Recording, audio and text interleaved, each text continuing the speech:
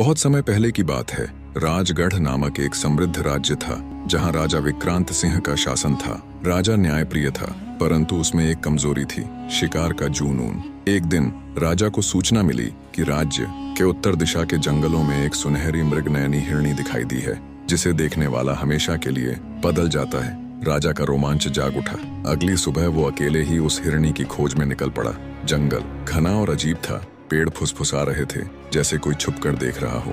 कई घंटे बीत गए, लेकिन अचानक राजा ने उसे देखा। सुनहरी हिरणी, जिसकी आंखों में एक रहस्यमयी चमक थी। राजा ने तीर चलाया, लेकिन तीर लक्ष्य से पहले ही झुक गया और जमीन में समा गया।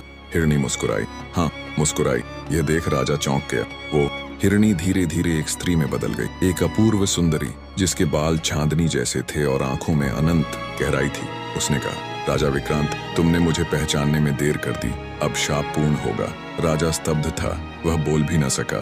स्त्री बोली, 7 पीढ़ियों पहले तुम्हारे पूर्वजों ने मुझे छल से मार डाला था। मैं मृग नयनी हूँ, वनों की रक्षक। अब तुम्हारा राज्य मेरी दृष्टि से मुक्त नहीं रहेगा। राजा ने क्षमा मांगी, परंतु वह गायब हो गई, धुएं की तरह। अगले दिन से राजगढ़ में अजीब घटनाएं घटने लगी। नदी सूखने लगी, खेत जलने लगे और प्रजा अकारण बीमार पड़ने लगी। राज्य के सारे विद्वान, तांत्रिक और ज्योतिषी असमर्थ हो गए।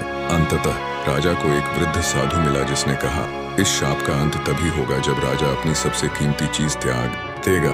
राजा ने अपने सिंहासन सब त्याग दिए, लेकिन कुछ नहीं बदला। अंत में उसने अपनी प्रिय पत्नी रानी मेघलता को छोड़ने का निर्णय लिया, क्योंकि वही उसे सबसे प्रिय थी। रानी आंसुओं के साथ महल छोड़कर चली गई। उसी रात आकाश में बिजली चमकी और बारिश बरसने लगी। नदी पुनः बहने लगी और खेतों में हरियाली लौट आई। राज्य तो बच गया, पर राजा अकेला रह गया। परंतु कहानी यहीं खत्म नहीं होती।